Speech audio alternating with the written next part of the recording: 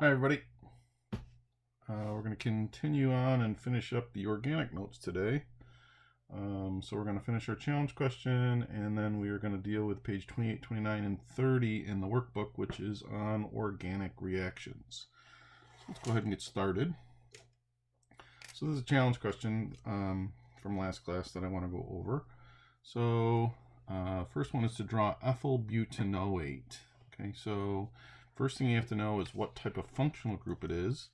Right, and if you don't know what O8 really is, we can go to table R and find it. O8, O8, O8, O8. Here it is. All right, it's an ester. All right, so when I go to draw an ester, I always do this first. All right, it's a double bonded oxygen and a single bonded oxygen in the chain. All right, so this ethyl group goes on the side without the double bonded oxygen. So the ethyl is going to go over here. Ethyl's 2. Okay, and then we count to 4 and fill in our hydrogens. And then the bute part is on the other side, and bute's 4, so we already have 1. There's 2, there's 3, there's 4. 1, 2, 3, 4. This needs 3, this needs 2, this needs 2, and that's all set. All right, so this would be our ethyl butanoate. All right, triethylamine. So amine is with nitrogen. Okay, it's right here. All right, and this is one of those special cases where N is in the middle and we have 3 of the same group all around it. Okay, so we have N in the middle, and then there are 3 groups coming off of it, all of them ethyl groups.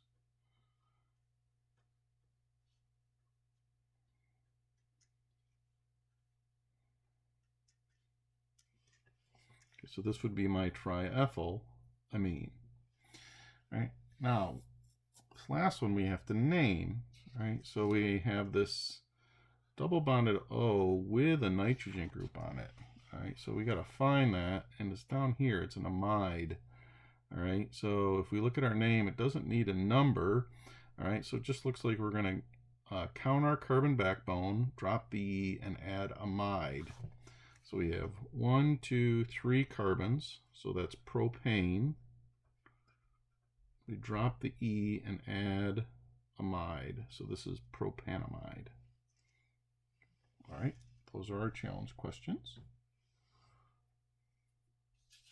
So let's go back to page 28. We were working on it last class, and we went through some of these properties and dispersion forces and things. Right, so we're going to start with these organic reactions. Right, now some of them you need to know everything about. Some of them you just got to kind of be able to recognize them. All right, so whenever we talk about combustion, we're talking about burning it. Okay, so like burning a campfire is combustion, or when we're burning the propane in your gas grill, that's combustion. Right, so combustion, we're taking an organic compound, okay, and when we're combusting, we're adding oxygen. Okay. We're adding oxygen. So let's do propane. What's the equation that's happening in your grill? So propane is C3H8. Right? And if it's going through combustion, we're adding oxygen. And the products of combustion are always carbon dioxide and water vapor. And to balance, this needs a 3, and this is a 4. And a bunch of energy. Okay. The energy is what we use to cook our meat or cook our chicken or whatever we're doing on the grill. Now, okay, in combustion, these are always the products. The products of combustion are always carbon dioxide and water. All right, now, this, when we're adding oxygen, that tells us that we're burning. All right, now, how many of you have ever taken a candle and put a glass over it? Okay, over time, eventually the candle goes out. Why? Well, it runs out of oxygen, so it can't burn anymore. Okay. So this is an example of combustion.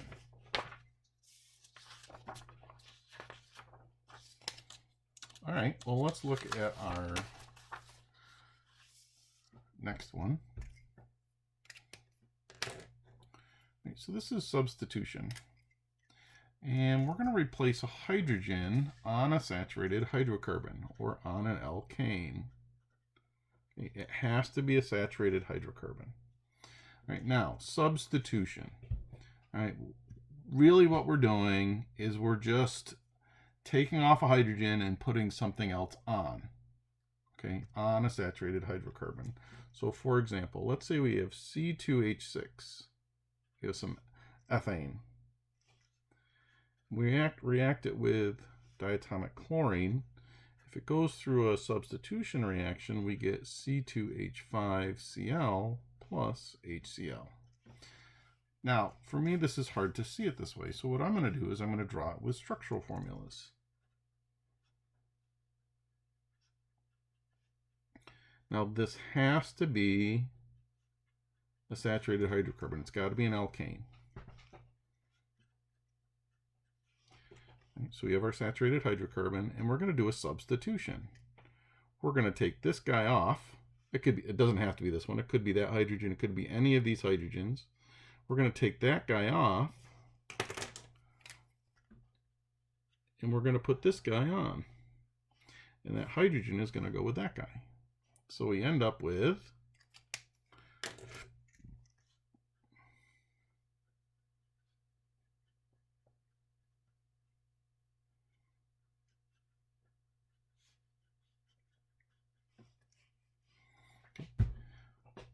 end up with a chlorine on this carbon instead of a hydrogen. This is called a substitution reaction. Okay, now remember, substitution reactions only happen with alkanes. Addition reactions are similar to substitution reaction, except this time we're going to use an unsaturated hydrocarbon. Alkenes or alkynes. So how does this work? Well, if we take C2H4, okay, ethene, and we add diatomic chlorine, we get C2H4Cl2. Now again, I think this is hard to see. Okay, so what really happens here? Well, here's my ethene. It's got a double bond. Okay, and we're going to add chlorine. What happens here is this double bond breaks, okay, and it becomes a single bond. So we end up having this. Now these two carbons don't like that because they only have 3 bonds. So what happens is one of these chlorines comes over here, and one of them comes over here. So we end up with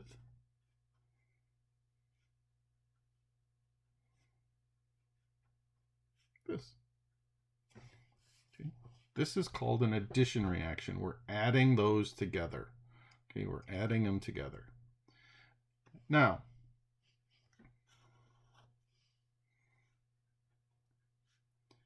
if you add hydrogen across the bond, okay, if we add hydrogen across the double or triple bond, you convert an unsaturated hydrocarbon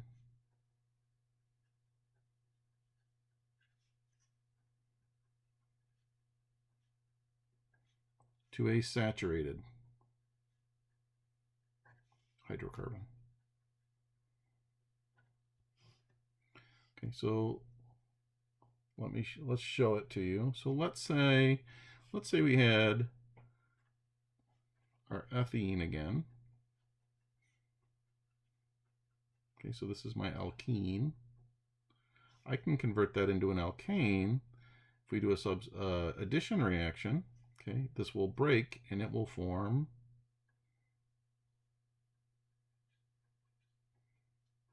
this. which is an alkane. So you can convert an alkene or an alkyne to an alkane by doing an addition reaction with hydrogen. All right, now, you have to understand the difference between these. Substitution is with an alkane. Addition is with an alkene or an alkyne. They look very similar. All right, so these are two that you should know quite a bit about. All right, saponification. This is when an ester reacts with an inorganic base to form an alcohol, and there's a typo. This should be a soap. Okay, this is how we make soap.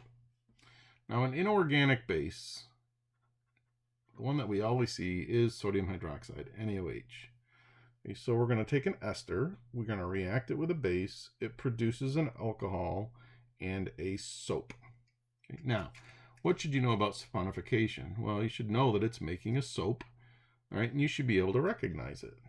So let me show you one. Let's say we have this.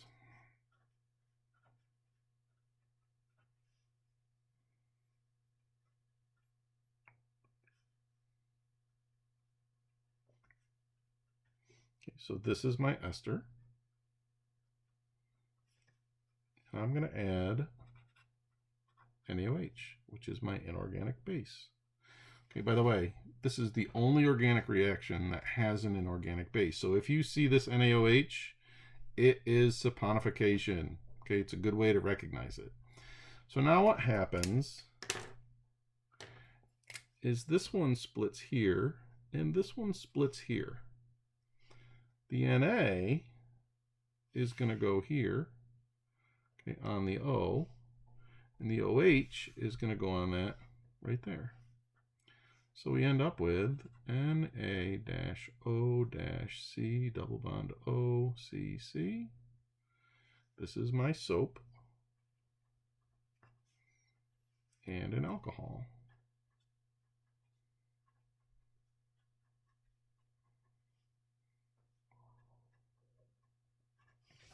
Okay, so this is how we make soap. Okay, now what do you need to know about saponification? I'd be able to recognize it. So if I gave you this, I would expect you to say, hey, that's saponification. Easy way to recognize it. NaOH. It's got a base sitting right here. It's the only one that uses a base, right? I might say, hey, what are the products of saponification? And you should be able to tell me that it's a soap and an alcohol. All right. Third one, esterification. We use this one a lot in industry, okay, especially in the perfume industry. Okay, why? Okay, it produces an ester. This is how we produce or make perfumes and colognes and all those smells. Okay, so it's a reaction between an organic acid and an alcohol, and it produces an ester and water. All right, so let me show you how it does it. So we need an organic acid. So let's use ethanoic acid.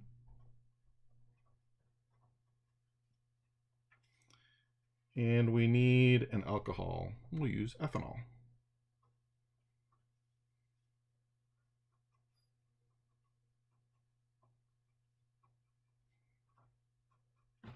Okay, so here's my acid, and here's my alcohol. Now what happens this time? Well, this H comes off, this OH comes off, and they come together. And what do we form when we put H and OH together? Well, we form HOH. That's our water. And then these two things come together. So we have the C with the double bonded oxygen, O, two more C's, put our hydrogens on. Now, this is an ester. Okay. And it would be ethyl ethanoate. So this is an example of esterification. Okay, now what should you know about esterification? Well, again, I'd be able to recognize it. All right, I'd be able to recognize that you're making an ester, okay, and that this is an example of esterification. Okay, I would also know that you need an organic acid and an alcohol, and it will produce an ester and water. I'm probably not going to have you draw this, all right, but you will have to recognize it. All right.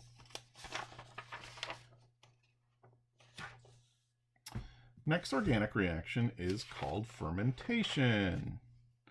All right. This is how we make alcoholic beverages. This is the reaction that happens in wine and beer. We use it to make spirits and stuff like that. So this is what's happening when we produce all those different alcohols. All right, we start with a 6-carbon sugar, and the most famous 6-carbon sugar is glucose, okay, which is what we usually start with. That glucose is broken down into 2 alcohol molecules and carbon dioxide. So it looks like this. C6H12O6. Okay, it goes through fermentation and it produces 2 alcohol molecules and 2 CO2 molecules. This is the fermentation reaction that you're going to see. All right, so we have a 6-carbon sugar. It produces our ethanol. Okay, that's our alcohol. And it produces carbon dioxide. Now, you're just going to have to recognize that this would be fermentation. Easy to recognize because you got glucose and it's producing alcohol. Okay, so this is our fermentation reaction. All right, polymerization. Okay, so polymerization, it's a reaction where we're taking lots of these small units and joining them together to form long chains. All right, the small units are called monomers.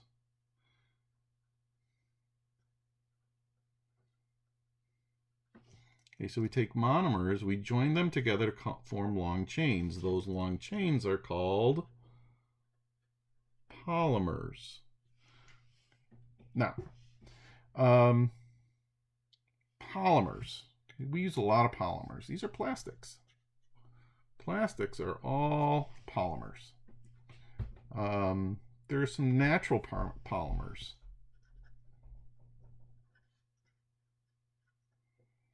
And they include stuff like starch.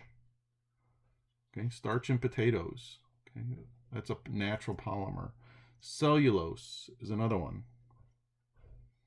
Okay, so you know when you eat celery and you get those strings? Okay, those strings are cellulose. Okay, they're natural polymers. Now, there's 2 types of polymerization. We have addition polymerization and condensation polymerization. In both of them, we are making polymers. In addition polymerization, we've already talked about addition reactions. All right, these are going to have double or triple bonds. Okay, so we're joining monomers of unsaturated compounds. Okay, now, this is how it works. So let's say that we have a whole bunch of ethene.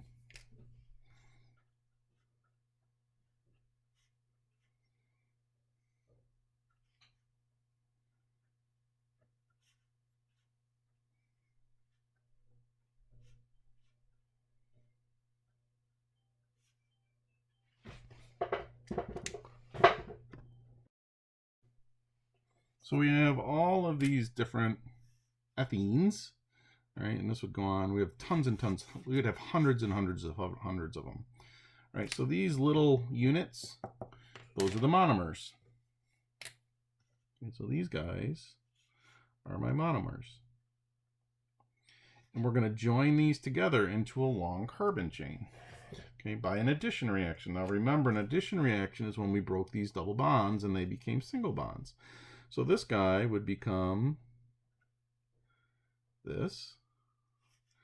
This guy would become this. And this guy would become this. Okay, and this guy would become this. And then what happens is that this carbon doesn't like to have 3 bonds. This carbon doesn't like to have 3 bonds. So what do? They form a bond between them. Same thing here. These form a bond between them. These two form a bond between them. So we end up with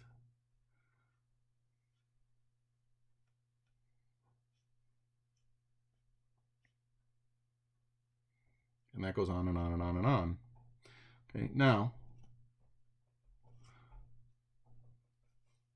this bond, okay, this bond, the long bond that I made, it's really not any longer than this one, but I just want you to see that this was one of my monomers, this was another one, this was another one, this one is another one. This would be my polymer. Okay, long carbon chain. So this is an example of addition polymerization. Now condensation polymerization is also making a polymer. Okay, but it also produces water. Now, this polymerization up here did not. Okay, this one does. All right, now this is a much more complicated polymerization reaction. All right, okay, you're not going to have to draw either one of these. You're just going to have to recognize it. If it makes a long carbon chain, okay, it's polymerization. If it also produces water, it's condensation polymerization. Okay, so you should just be able to recognize the difference. Let me show you this one. All right, so this usually has acids and alcohols. Okay, acids and alcohols. All right, so it would have something like this for its monomers. Maybe something like that, and we're going to add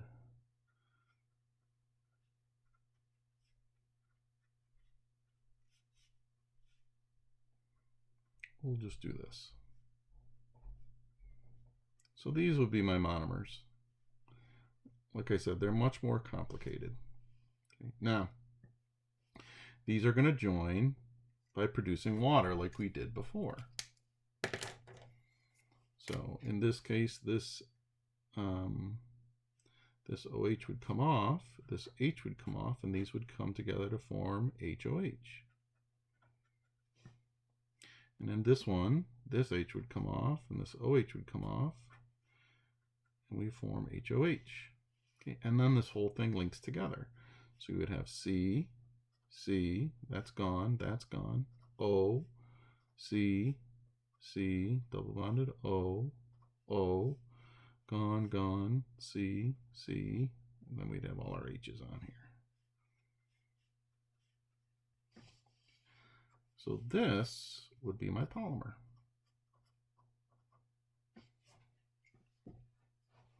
Making a long carbon chain.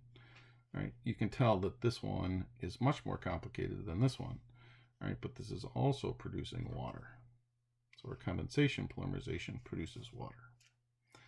Now, there's one more, and let's do it on here, reaction that I want to talk about, and that's called cracking.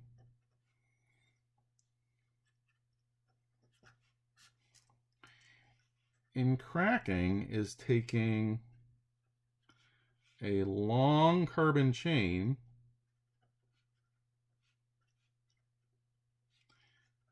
and breaking it down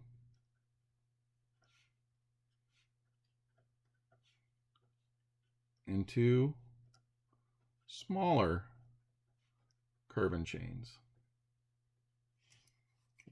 So, I don't know, let's say we have this long carbon chain.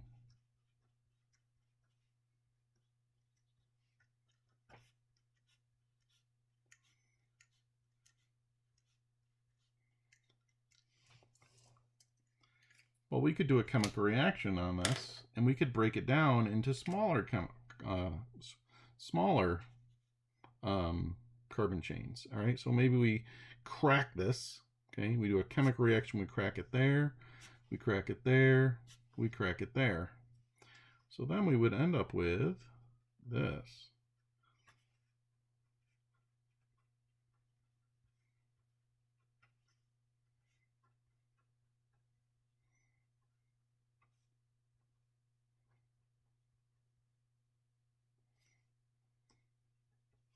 Okay, so now what are these units? This is propane. This is propane too. This is propane. So we take this long carbon chain, which we might not have any use for, and we can break it down into smaller carbon chains through an organic reaction called cracking. All right. Those are the organic reactions. All right. So I took you through these. You need to be able to recognize them and look at them. All right. So make sure you go through this. Unit test is going to be on Monday. All right, so make sure you study. I'm going to put up some review materials for you to go through, so make sure you go through that. Same format as normal. Those of you that have AP exams, good luck on your exams. All right, make sure you study, and we will talk to you later. Have a good one.